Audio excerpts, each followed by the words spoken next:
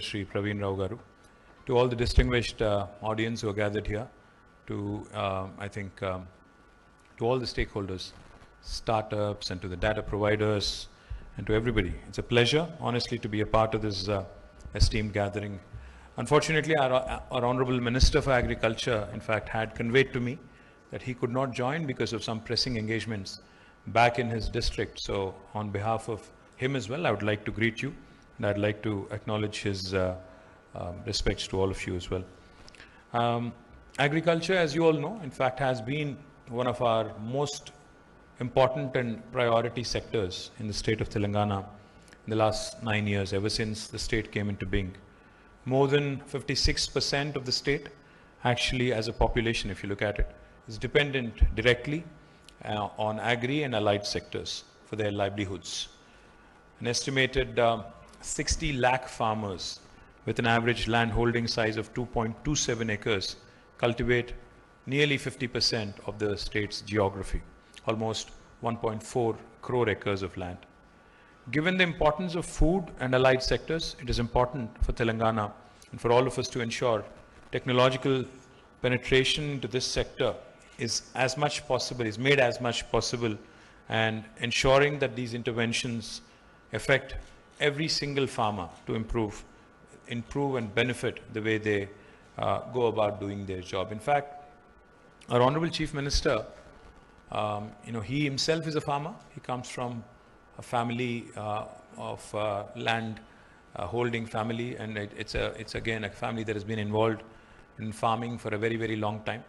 So he understands the nuances. He understands the challenges that an Indian farmer faces in today's world. So whenever we go to him, each and every time, me, Jayesh, or any of us for that matter, go to him, or Raghu Garu, any of us, our agri minister, we go to him, and when we are always excited when we hear things like a data platform, a framework, and a data exchange, a first of its kind, etc. So we go to him with all exuberance.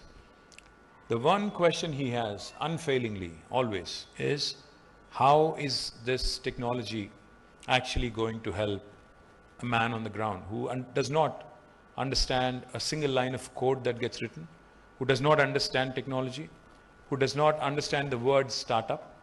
How is this going to help him achieve better utilization out of what he does on a day-to-day basis? So let me just give you quickly 3 or 4 things that have happened in the state of Telangana, which is now led to this very good problem for us to have. Telangana was, I'm subject to correction, was ranked, I think, 24th in terms of our agri output when the state was formed. In fact, we were ranked 15th, I think, in paddy production back in 2014. But now, as of this year, we are ranked number 1 in the country, surpassing Punjab and Haryana in paddy production. Now, how did this happen? This happened because of a bunch of things, especially because of our Honorable Chief Minister's tenacious efforts. The first and foremost thing he has done, if you look at the topography of Telangana, it's very unique.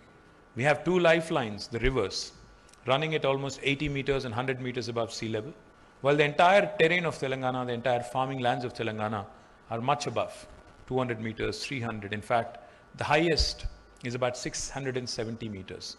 The only way for us to be able to tap the water which goes unutilized into the ocean is to be able to lift this water from a lower ground level, and lift it all the way up to a higher ground level.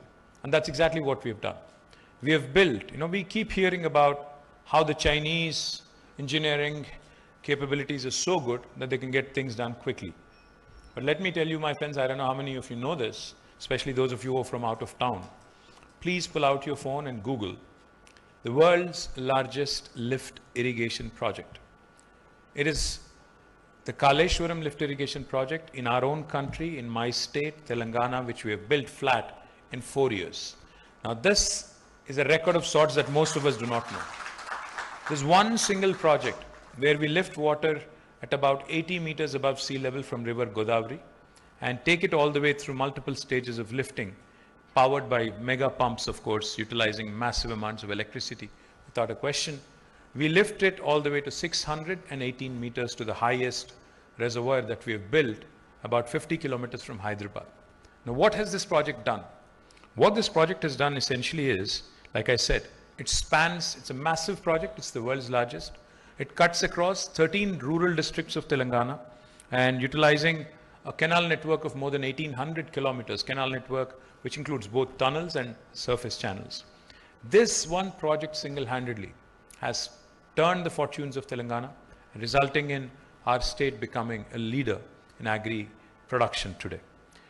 Not only this Kaleshwaram project, but today I'm also happy to share with you the arid, dry region of Telangana, the southern Telangana, which is Mahbubnagar, primarily Mahbubnagar district, the erstwhile Mahbubnagar district, was a parched area. In fact, it was known as a district with all migrant labor, where every single year, unfailingly again, about 14 lakh Mahbubnagar young men and women would migrate in search of better livelihood because there was no water.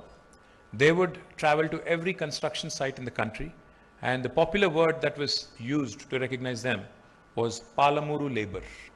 They were called labor or construction workers from Palamuru, which is also known as Mahbubnagar. In fact, Mahbubnagar was one of the most backward and parched districts in the entire country. In fact, if you look at the top 10 most backward states, most backward districts in the country, Mahbubnagar again always was there in the top 3 or top 5, which is a dubious list, I know, but it was always there. That's how bad things were. 14 lakh people migrating from this district and backward region, not because the people aren't hardworking, not because there isn't enough land, purely because there was no source to cultivate those lands, or purely because there was no water. Now today I'm happy to share with all of you. Just yesterday we got the clearance, the environmental clearance, for another massive lift irrigation project called as the Palamuru Rangareddy lift irrigation project. This is going to change the fortunes of this entire landscape of about 3 erstwhile districts in Telangana called as Mahbubnagar, Rangareddy, and also Nalgonda. All this will result in more of agri-produce and more of horticulture products coming our way in days to come. The reason why I mention this is because today Telangana has a unique challenge. We have a problem of plenty. We procure every grain of paddy that is produced in the state, unlike any other state in India. No other state in India procures every single grain that is produced at MSP by the farmer. So what does this do? While it's good for the farmer, there are a number of interventions I can tell you about. We are the only state in India which provides 24/7 free power to our farmers. We have more than 30 lakh borewell connections which basically take up a lot of this free power. Every year, we spend nearly 12,000 crores of Indian rupees, 1,000 crores per month, purely on one single thing, and that is free power to farmers and farming sector. Besides free power, we also ensure, our Chief Minister, in fact, has become the first Chief Minister and first public representative to have come out with a very novel scheme of providing farm input assistance to our farming community. I'm very proud to say this. A unique initiative called as Raitu Bandhu, which provides a farm input assistance of rupees 5,000 per acre per crop cycle. I mean, if you take 2 crop cycles, it's 10,000 rupees per acre per annum. We are the only state in India which has directly deposited 73,000 crores of Indian rupees into the accounts of about 70 lakh farmers in the last 7 crop cycles. We're the only state that has done that. Not only farm input, we are the only state in the world, not India, the world, to be providing a life insurance to the farmer of 5 lakh rupees in the event of an unfortunate death, even if it's a natural death. We're the only state in the country that actually deposits a sum of 5 lakh rupees into the nominee's account within a matter of 10 days, and this is powered by LIC. I can go on. We have ensured that we are the seed capital and seed bowl of India. So we provide seeds at an appropriate time. We also have ensured that the fertilizers are made available. We've also ensured that sustainable practices have also been introduced to our farmers, and we provide abundant water supply. What has this resulted in? This has resulted in 5 different revolutions unfolding in rural Telangana. Some of you, those who may be surprised because you may not have heard about this before, let me tell you. These 5 revolutions are unfolding in the hinterland of Telangana. The first, of course, is green revolution. Like I said, we are now the state that leads the country in paddy production. Our cotton quality is the best in India compared to the cotton of Maharashtra, Andhra Pradesh, Gujarat. Our cotton quality is the best. This is not me saying it. The Southern India Mills Association has come forward, has done some research and has certified that Telangana's long staple cotton is the best. Of course, they've given us a couple of advices. They said you have to reduce the contamination because you're using gunny bags. They also advised us to brand it so that, in today's world, everything is PR and branding. So they said you have to brand it and sell it better. We're also going to do that. The green revolution that has been ushered in Telangana is truly tremendous, and we are super proud. The second revolution that has also unfolded is the blue revolution. I was in Minnesota a few years ago meeting the governor there on some occasion. I'm also the Minister for Industry, besides being the Minister for IT. So I was telling the governor, Minnesota is called the land of 10,000 lakes. So I told this governor, I said, we have more than 46,000 lakes and tanks in my state. He was zapped. He said, really? I said, yes. So not many people knew that the lakes and tanks, which are because of the undulating topography and which were necessitated back in the day, because water could not be brought up, have been the mainstay of agriculture and farming in Telangana. And after the state formation, we have focused on strengthening these tanks through a program called Mission Kakatiya. The reason why I mention this is because lakes and tanks have dual benefits. One, of course, they add to the agriculture capacity of agriculture expansion. And secondly, of course, they also recharge the groundwater. And thirdly, most importantly, they're also havens for fish culture. So today, Telangana is the #1 state in inland fisheries in the entire country, which has ushered in a blue revolution. Now, the third revolution I'll also tell you about is another very interesting intervention. A white revolution. Now, what is white revolution? We all know dairy. Now, every farmer in Telangana, like I said, when I mentioned the number, the land holding is very small. So when Prime Minister talks about doubling the farmer's income, how is it going to be doubled? It is going to be doubled when you are able to give them farm input, when you are able to give them a lot of interventions, support through a lot of interventions, and also add all the allied sectors and make sure that additional income that comes to the family in the form of dairy, in the form of poultry, etc., augments the base income. That's exactly what we have done. We give an incentive of 4 rupees per litre if you supply milk to our government dairy, the Vijaya dairy. As a result, today, the government dairy, which was in losses when we took office, has now started giving us a dividend of more than 30 crores every year because it has now turned profitable, helping both creating a win-win formula for the dairy farmers, for the families, and also for the company itself. That has ushered in a white revolution, creating more income, more employment opportunities, and more business opportunities, of course, in the form of dairy products, etc. The fourth revolution I'll tell you about is a pink revolution. Now, Telangana government also has started focusing on sheep rearing and encouraging sheep rearing. We have started a program through NCDC, and as a result, we spent nearly 11,000 crores of rupees. Today, our livestock population has doubled, highest for any state in the country, resulting again in 2 things. One, of course, additional income for the sheep rearing communities in the rural areas, and also in meat processing opportunities, which is basically pink revolution. And the fifth revolution that we are focused on, we all know the edible oil consumption in India currently is all dependent heavily on imports. Now we want to change that. We want to be the torch bearer in India. So therefore, we have started promoting oil palm in a big way. That is the yellow revolution that we are trying to usher in. The target is ambitious. In the next 5 years, we want to see 20 lakh acres of Telangana's farmers cultivating oil palm. And we are offering massive incentives and subsidies, etc. And of course, as you all know, oil palm also allows for intercropping. So till such time as oil palm comes up and starts paying off, you can also use it for intercropping and making subsistence. So all these 5 revolutions, the green, the blue, the white, the pink, and the yellow revolutions, are going to usher in more prosperity and more opportunities in the rural Telangana. Therefore, this becomes that much more important. Therefore, the opportunities to come in with tech interventions, the opportunities to leverage data and provide useful tools for farmers to also improve their projects. You mentioned, Sir Satyanarayan Garu, Sagu Bagu. Now, Sagu Bagu is a project we do with the World Economic Forum. Sagu Bagu is, in fact, in English, if I have to say it was named, I think, AI for AI.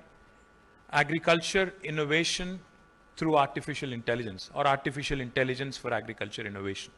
Now, this is what is the need of the hour. When Satyanarayan Garu said, data is the new oil, of course we've heard it before. But what I liked in what he said, that old oil is going to, end someday. It is going to be gone someday, fossil fuel. But this new oil, that is the data, the more you load in, the better it is. Because the outcome of machine learning, the outcome of artificial intelligence is based on how much data they have. Predictability, analytics, everything else that comes with it is a factor of how much data there is and how valuable inputs we can actually, create out of this. And I'm delighted that, this project today, especially, the ADEX and ADMF have, after painstaking efforts from all the stakeholders, thank you to each and every one of you, Rama Garu, Satyanarayan Garu, Professor Garu, everybody, the Agriculture Department and to the IT Department, my compliments to all of you. I'm delighted that I was able to launch it in front of all of you. Some of the projects that we have done in the past have also been quite useful, have been path-breaking. We also had done a project called as Data in Climate Resilient Agriculture. One of the things I'm constantly, because I represent a rural constituency, where the farming is expanded in a big way like everywhere else in Telangana. One of the things that always bothers me, now with climate change becoming a norm, but climate change really becoming a huge challenge for all of us, cutting across our cities, which are now, where we see urban flooding every so often. Climate change has also resulted in, unseasonally, hailstorms for farmers, affecting their crops, floods, in some cases, flash floods, cloud bursts. So all these things, when I see them, I keep thinking, how can we use technology for betterment, better planning, better predictability? Because, the more data we have, the better, in terms of our awareness, our preparedness, in terms of handling any such disasters. So we have done some good work on that front as well. Now, we have also done several other things which I can tell you about. But I think today, I'm really proud that the team together has worked and kick-started this agriculture data exchange platform, which is India's first, I'm told, digital public infrastructure in agriculture. I think they deserve a big round of applause for that.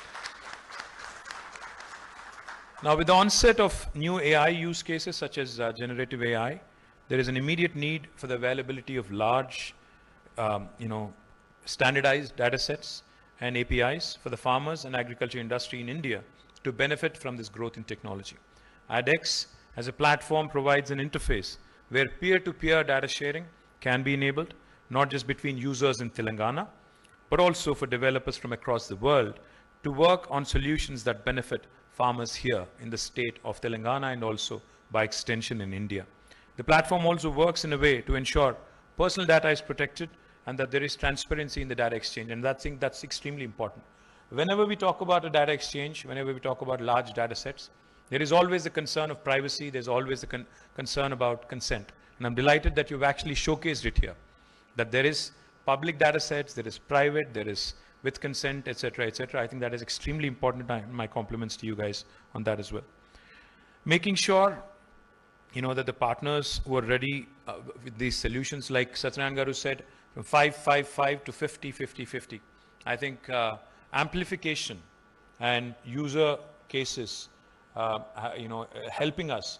Because ultimately, if the farmers start finding benefit, because, the farmers in India are quite progressive, quite receptive to new things, new ideas. But they need demonstrated experience. They need, we have all the Krishi Vignan Kendras and we have a number of other such facilities. But unfortunately, most of the learning for farmers is from peers. So we need that buy-in from farmers at a peer level. If you're able to give them that confidence that in a village, if one guy has done it, why would you not be able to do it? If you give that kind of a fillip, I think this is going to work beautifully. I think as we have seen a few minutes ago, a few partners are already developing solutions based on data sets that are being made available on the ADEX platform. We have seen solutions in market advisory, credit advisory, and pest advisory. Again, these are areas where farmers are in dire need of information. I would also like to sincerely thank our partners, the World Economic Forum, the Indian Institute of Science, and the partners that developed and showcased active use cases for us to witness ADEX's potential. Now, coming to the data management framework, like Satyan Garu said, we need a proper framework and a policy to be able to support an exchange, a data exchange. As the need for collection and use of large data sets is increasing, it is imperative for governments, it is imperative from the large stakeholders' perspective to have proper guidelines and proper policy framework to ensure, most importantly, ethical collection and processing of agriculture data. Because you would think, or at least, I wouldn't say all of us, but some of the technology guys would think that farmers are gullible.